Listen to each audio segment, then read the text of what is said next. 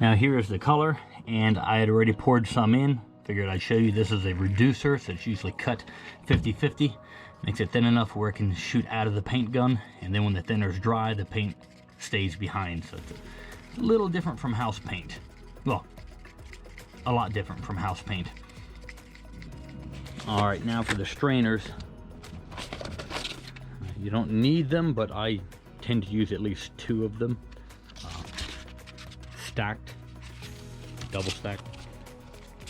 That way it keeps out any of the clumps that may be in the paint. So we're constantly reducing risk and dirt in the paint with all these procedures. I wear gloves. Even my clothes I wear are like a polyester, not cotton, where the fabric doesn't come off and get into the paint. I even used to shave my head when I worked in a booth. So anyway, go ahead and pour this in. This one's ready. Pour this in.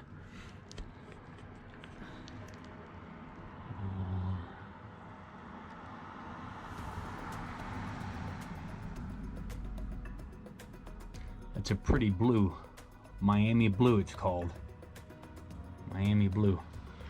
I wonder what would happen if someone owned one of these in Fort Lauderdale with it's just north of Miami. They'd be like, daggone it, why couldn't I move to Miami, or why couldn't they have named it Fort Lauderdale blue?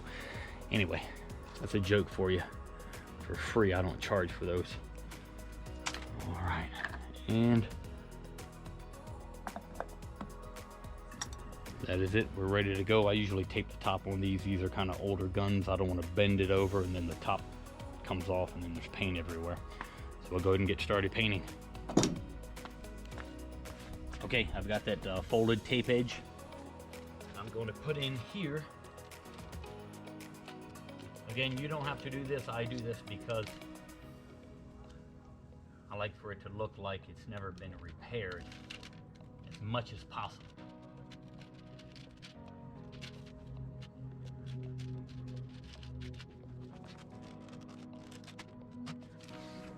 Okay, so that's where I put the soft edge here and under here. Next step before painting, blow everything off, all the cracks.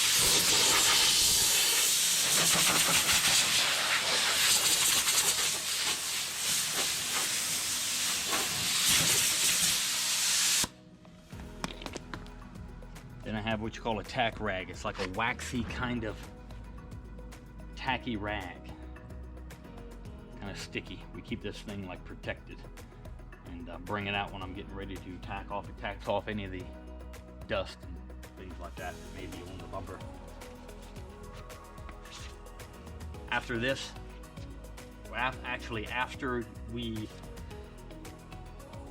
you wipe it with alcohol, you don't want to touch it with your skin anymore. You can transfer any type of oils that you have or something, and that doesn't mix well with paint.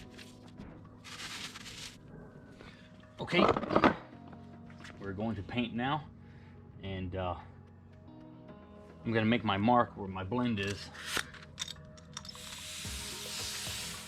So basically, this is where the blend ends here. It's a visual mark for me to know. Also, I usually mark it down here as well to know. Once I cover, I got to look for where the paint, if the primer, if it's bleeding through or not. So if I start painting and I don't see, hey, it looks great, but I got to know where I stopped it to really focus on where I need to apply more paint or not. So the repair underneath.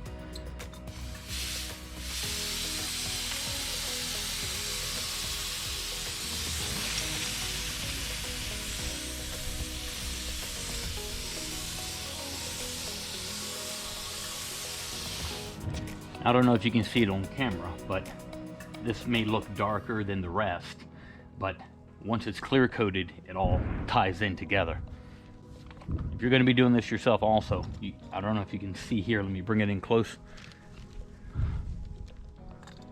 You see this primer area bleeding through still? That's how much paint here. You can see some more maybe. Back over here again. And that's what you're going to want. You don't want to put on too much. You want to build it up in layers, otherwise it'll take off and run on you. And again, this color looks a little different because everything else is dry and chalky. This is wet.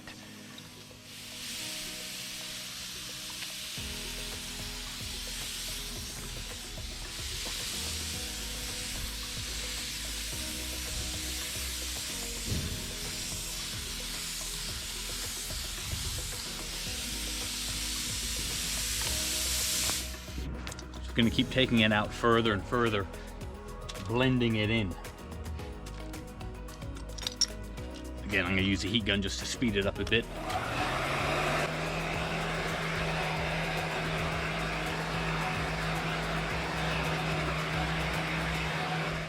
Okay, so this is going to be the last coat, and I'm going to put another heavy coat down here and then kind of fade out the color. Then after that, we'll do the clear coat.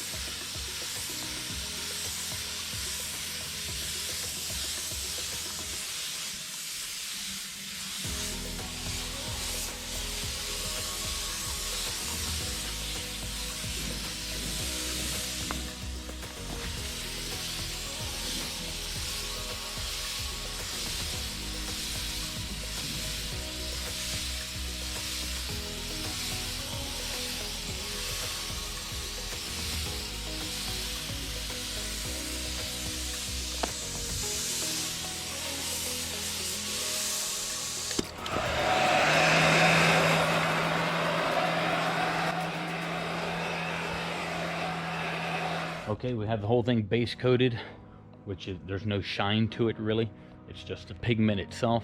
And now we're going to get ready to clear coat it, but I'll give you a close-up.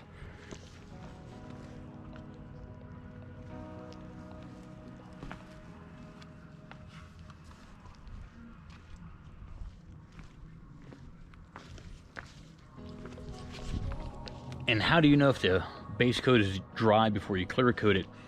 A lot of times just go along and touch the tape here, or even the sensor here in the center if there is a sensor. So